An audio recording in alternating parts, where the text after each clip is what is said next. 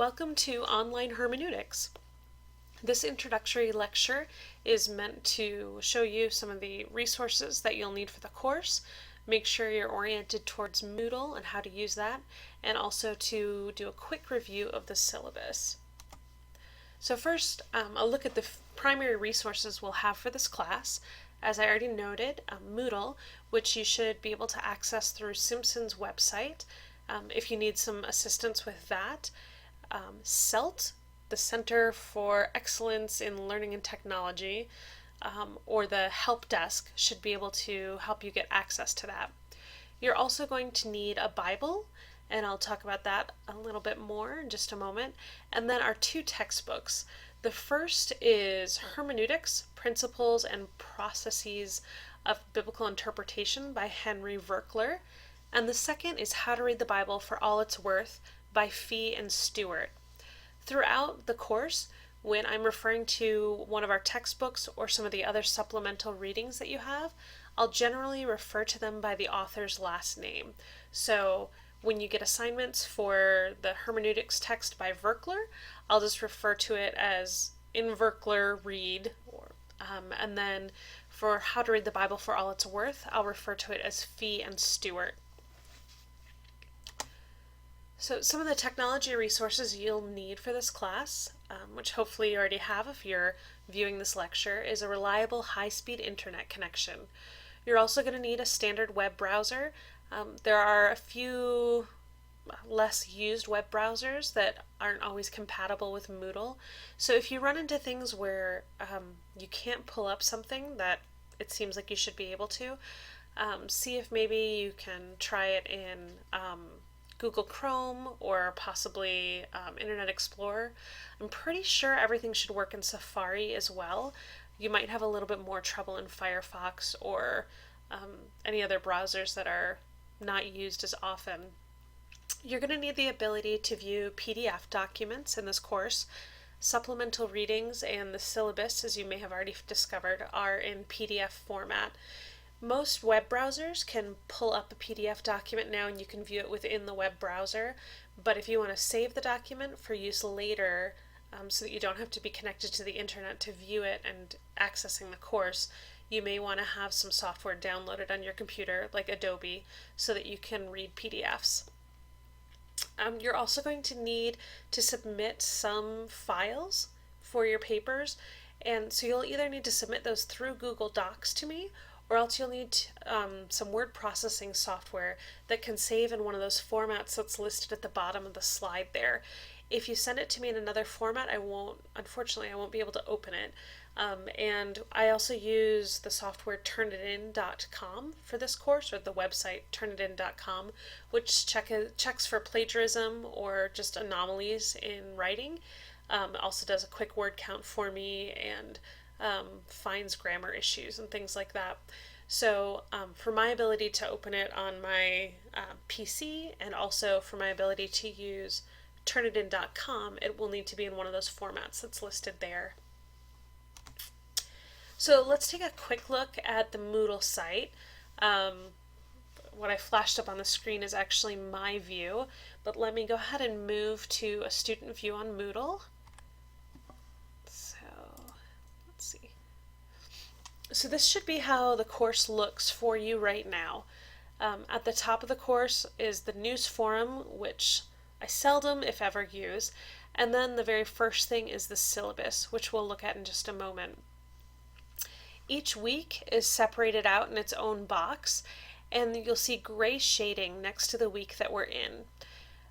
Right now, I don't have the other weeks available as I'm still recording lectures, so they just show up as not available, and each of those is a separate week, including spring break and final exam week. So you'll find in this course that each week is going to have an assignment list. If you click on that assignment list, whoops, apparently I can't do that right now. Let me switch back to my view as a professor. Sorry about that. If you click on the assignment list, it's going to show you everything you need to do for this week or for the week that we're in. So right now you are watching the lecture, so you're able to check that off if you want to. We're going to actually go through the syllabus as we go through the lecture, so you'll be able to check that off. This checklist is just for your use. I don't use this checklist in any way towards grading. However, many of the assignments that are in the checklist do have a completion component. And we'll talk about that in just a minute. Unless noted,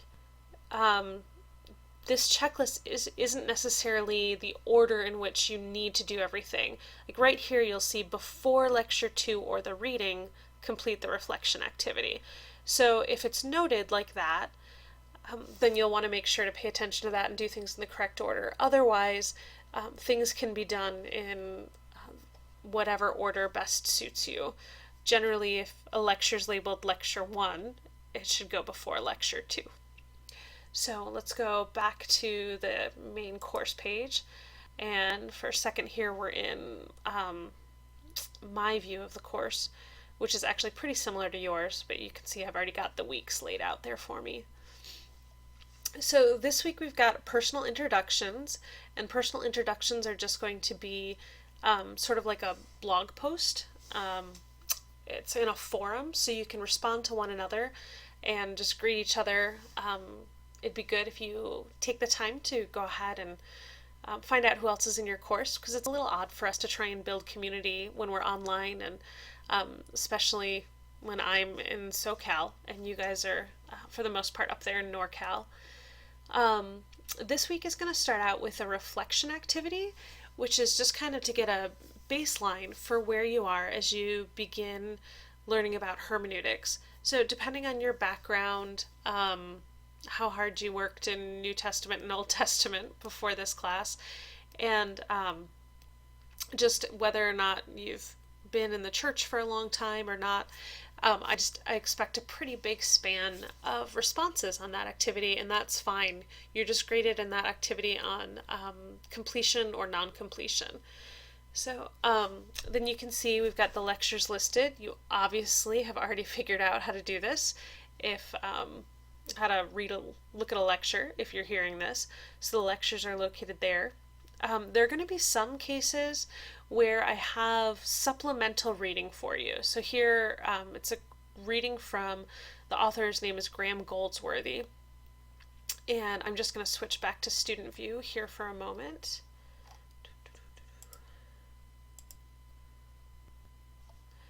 So if you click on that reading, it's going to pull it up in a separate window for you as a PDF document. Oh. So, sorry, the first page is crooked. I give you the little, the title page, copyright information, and then it moves into a readable format.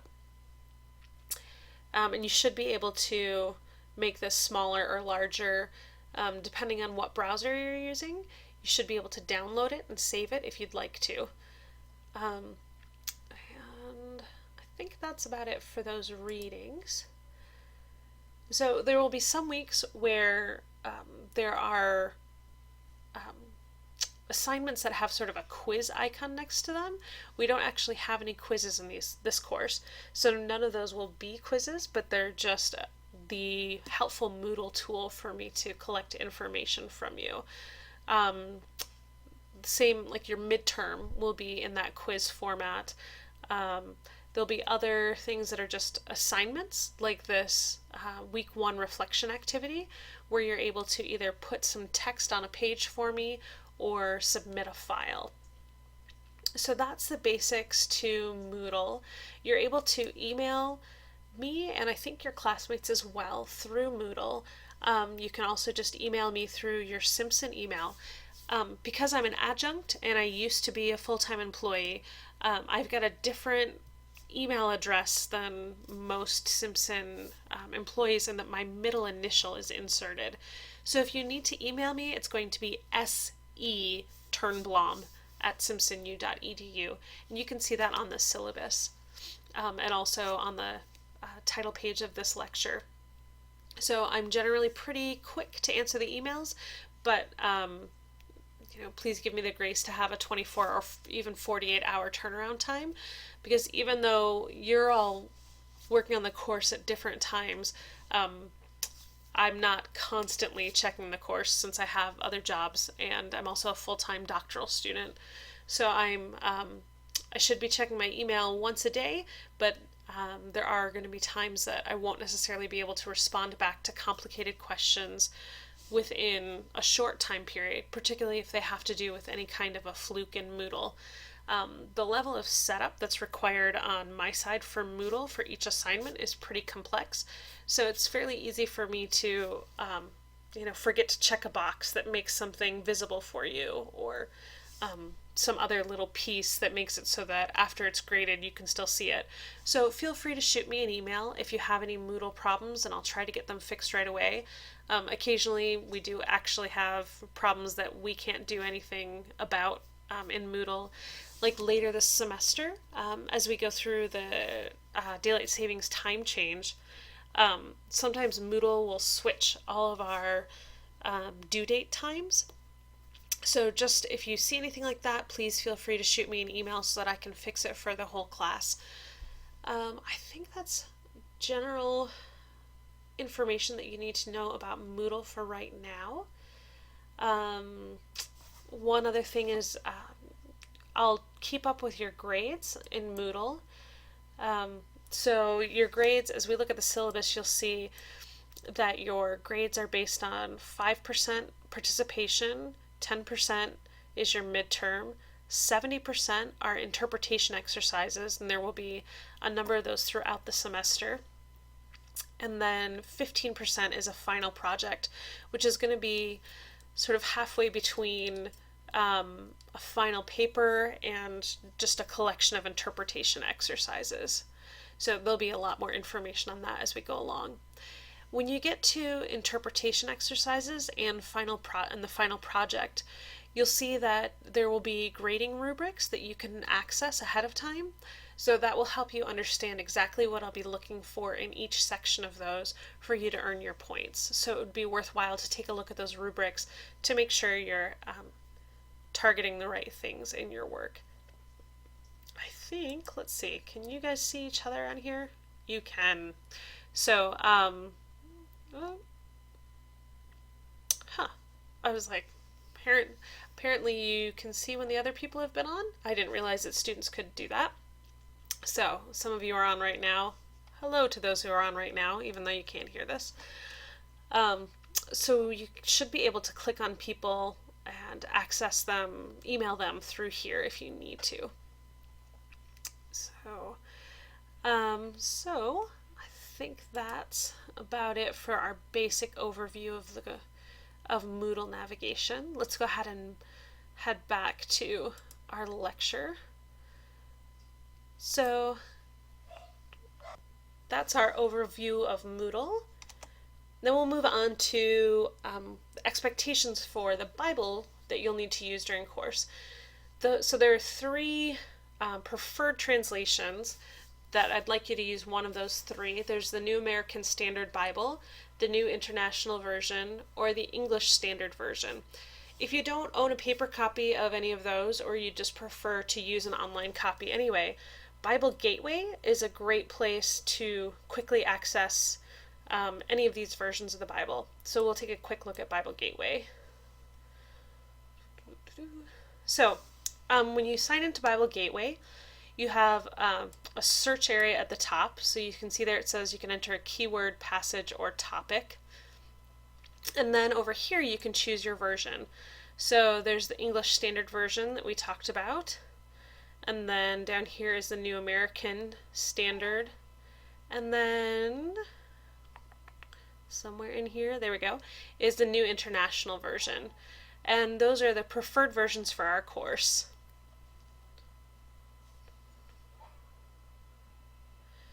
Now let's take a brief look at the syllabus. Maybe brief is the wrong word, but we're going to go through the syllabus. So the syllabus, as I showed you before, is available in Moodle. It's at the top, so when you click on it, it opens directly in the screen that you clicked from in most browsers. So I'm working in Google Chrome, and Google Chrome gives me the option to save down here.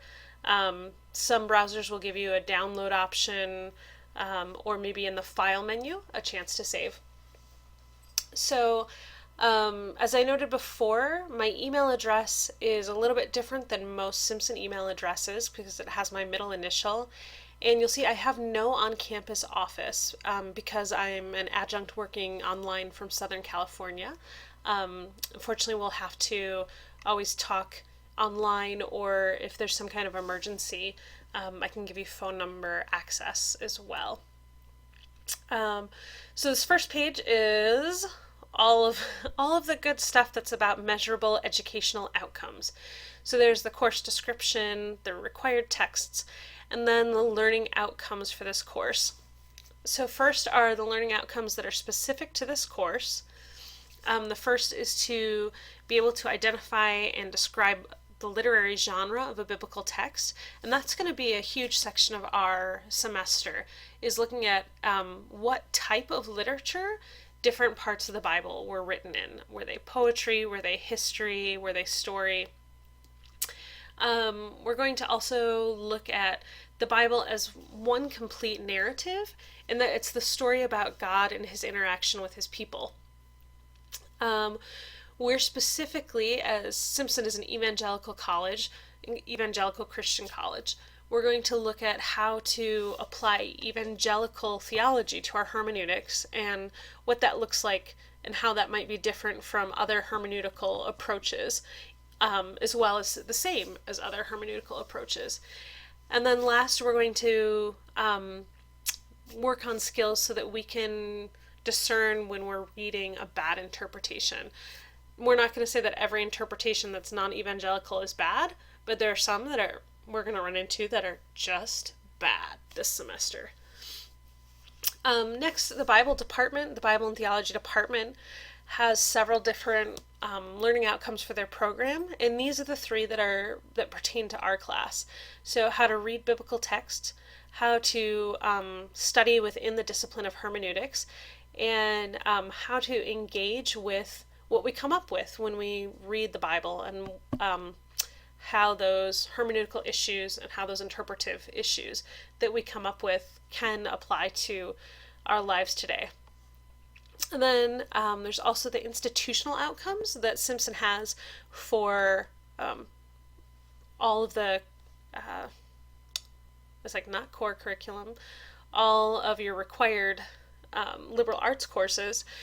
So of those, just the ones that were numbered 1 and 3 are the ones that specifically apply to this course. So the next page is just looking at your assignments. And as I mentioned quickly on the grade book, your assignments are divided up between these 4 areas. So first is participation, which is 5% of your grade. And as you can see there, participation is mostly the credit and no credit portions of the course, such as for this week, your personal introduction and your reflection activity. It's also viewing of lectures and reading the supplemental readings. And as it says there, Moodle allows me to see what activities have been accessed and how long you spent on those activities. So in my side of Moodle, I put in activity completion criteria. So Moodle later will give me a report of all the activities that you've completed and whether or not you actually listened to the lectures, whether or not you did the readings. So that's what we'll use for your participation score. The midterm exam, you can see, is going to be due February 17th, which is actually a little bit before midterm, but we just stuck with the language that's easier. So look for that to come up a little bit sooner than most midterms, and that's just going to be a multiple choice exam that will be accessed through the quiz format within Moodle.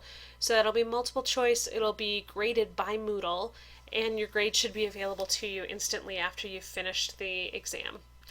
The next item on your grades is interpretation exercises, which is 70% of your grade. So that's the bulk of your grade. And these assignments are going to be due, sometimes they'll be due on back-to-back weeks, sometimes you'll have a break between assignments. And as we go through the course, you're going to learn about different types of hermeneutics, different hermeneutical techniques and ways to approach a passage. And these exercises are going to be places where you test out and start to use those different hermeneutical techniques that you've learned. And then your final project is going to be a compilation of all of those techniques that you've learned, where I'm going to give you one passage or a choice of several passages, and I'll help you out with some resources so you're not just having to just tackle the library as a whole, and you're going to walk through some of the different aspects of the whole process that there is to doing a really good interpretation of a passage. And it's important to note there that the final project is going to be due on a Thursday. So, because Thursday is the last day of finals week. Apart from that, most of your assignments, unless otherwise noted, are going to be due on Saturday night of each week. They're due at 10 p.m. So that way, if there's a problem, I'm still up and can be checking email. So, but the final project and the midterm are both off of that Saturday due date. You can see the grading scale there, which I actually just realized I haven't adjusted Moodle's standard grading scale yet to match this one. So if for any reason your final grade, your letter grade doesn't match up with this scale, that means somewhere between this lecture and the end of the semester I forgot to do that, but I think I'll do it right now. So then here's your course schedule. And you can see that your course schedule, I didn't list the dates here, but it's going to match up with Moodle. So here it says week 1, and in Moodle, the title of the week, in fact, I'll just go back there for a second.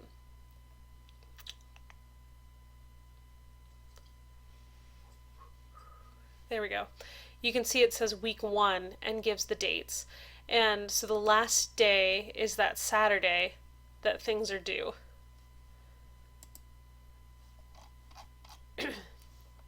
So I've just listed the topics for each week and noted when the midterm exam is, when spring break is, and those are noted in the week headings as well in Moodle. So you'll match those up, and in Moodle, exactly what we're doing for each of those topics is going to be listed again in that checkoff list that you have for each week. Next we have the course policies. So I'm going to walk you through those, even though they are a bit wordy. Unfortunately, it's so different to do a course online, and I've run into some problems where students have or haven't made good guesses about how to adapt to online courses. So I've just tried to lay everything out here. So first of all, a standard course, you're expected to spend 2 to 3 hours outside of class for each credit hour in class. So that equates to somewhere between 9 and 12 hours of coursework per week. So you should expect to be, particularly some weeks, spending up to 12 hours working on the course. Some weeks are definitely not going to be that heavy. The second paragraph just reminds you of standard, what a lot of professors require, that if you are turning in a written paper that's actually like a paper and paragraph formats, then it should be in a 12-point font, like Times New Roman or Arial. It should be double spaced with 1-inch margins on all 4 sides, and you should use MLA or APA, or even though it's not there, if you use Chicago or Turabian, that's also fine. Let's see. So that just talks about, again, I might use the Moodle quiz feature, but if I've asked you a question, even if it's in that quiz feature, and it's not asking you to submit an attachment, please do, unless otherwise noted, answer in complete sentences in a paragraph format. I can only accept late work for verifiable emergencies. You may have heard that I accepted a lot last semester, but I did indeed have a lot of students with some very special circumstances. So it's not my policy in general to accept late work, and even when I do so, oftentimes there's a grade deduction for that. So unless otherwise noted, all assignments are due by 10 p.m. on the day indicated. Because in an online course, I can't really guarantee that you'd do anything closed book if I asked you to take a closed book quiz or exam. Because of that, everything is open book. So when you're taking your midterm, you are allowed to use all of your notes, all of the lectures, anything that's yours, your books. You cannot use another student's resources. If you've studied with another student and you've jointly compiled a study guide, that's okay. You can use your copy of that study guide. But so it's open book, but it's still your unique work. And that gets to this next paragraph. So there may be some group assignments during the semester, but unless something is specifically noted as a group assignment, you need to complete your work alone and not cooperating with anyone else and not in the same room as anyone else. And also, do not share your answers or your completed work with someone else who's struggling or feels like they need some help. That's what I'm here for. You are more than welcome to email me if you feel like you're confused and you don't really have a solid understanding of what you should be doing. So, given that it's here in the syllabus and it's covered in a lecture, if you engage in any of those activities, such as sharing your work, looking at someone else's work, doing an assignment as a group assignment when it was not indicated as a group assignment, those things will be considered cheating in the course. So again, I'm sorry that all sounds really harsh, but unfortunately there has been confusion in the past, so I have to lay things out that clearly. The next piece is course literacy requirements, which is one of those standard things I have to put in there, like you need to know how to use the library and be able to do a basic internet search. Here's the course technology information that we talked about beforehand. One thing that I didn't highlight earlier in the lecture is that you do need to use your Simpson email address when we're corresponding. This is just a way to make sure to protect your privacy, so that you know that you're talking with me because I'm using my Simpson email, and I know that I'm talking with you, so that if there's any private information, that's protected as long as you're not giving away your Simpson password to other students. There's a note here about accommodations for special needs, which you can read. But also, if you have any learning disabilities or other disabilities that impact your studies and you need accommodations for those, or if you just need some help with study skills or help specifically with studying for this course that would be helpful with a tutor, you can go to the Academic Success Center, and you can see there the ASC is located in the Owen Center on the second floor, and there's the phone number there as well. And the Academic Success Center is just a really, really useful tool, just if you have any problems, or not even problems, but just desire to do a little bit better of just understanding how to approach coursework, manage your time, or if you specifically want tutoring for a course. There isn't any course attendance per se for this course because everything's online.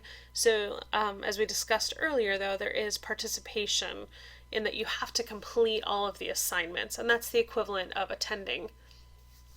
So, and then there's a bigger section here on academic dishonesty that kind of goes along with what we looked at before with the course policies. So this academic dishonesty section is from Simpson's catalog, and it has a lot more to do with talking about citations and writing and submitting your own work. So please read through that, but I'm just going to highlight it's really important that if you quote one of our texts, or if you paraphrase one of our texts or anything else you've read, you have to note where you got that from. You have to note that it's not your own original thought, but is someone else's words or a paraphrase of someone else's thought. if you don't do that, if you don't cite something, I'm required to turn in a report of academic dishonesty to the academic office that says that you submitted someone else's words or someone else's work as your own, whether that's another student, your own work even from a previous class, or even one of our textbooks, even if it's something that we're all reading. If you use an excerpt, or if you use an idea from one of the textbooks, that where you're very specifically laying out what the author said, it's important that you cite that properly. And if you have any concerns about how to cite things in either like MLA, APA, Chicago, or Turabian as our the 4 acceptable citation patterns that we're allowed to use for this course, then please go visit the Writing Center in the library.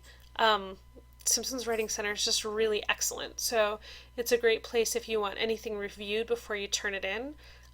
Your assignments will have a component of grading grammar, structure, spelling, all those kind of things. So it's worth, if you're not a strong writer, it's really worth going to the Writing Center and having your work read over ahead of time and getting some help, because this is a sophomore level class, so I expect that you've already taken your basic writing classes at Simpson, and I'm going to expect that you can write an argument in a paper. You can have a good topic sentence, a good introductory paragraph, or you carry an argument, you carry an idea throughout the paper.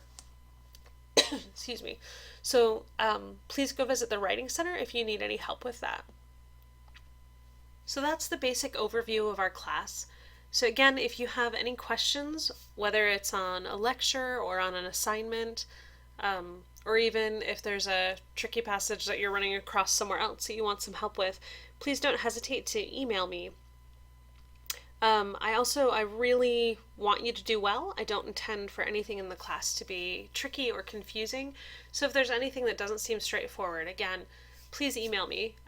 I really like the content of this course. I like the topic of hermeneutics and what it does for us when we are able to read the Bible more knowledgeably, because reading the Bible more knowledgeably helps us to better connect both our actions with the Bible and our hearts with the Bible when we understand it more completely. And that's more of what we'll look at in our next lecture. Thank you.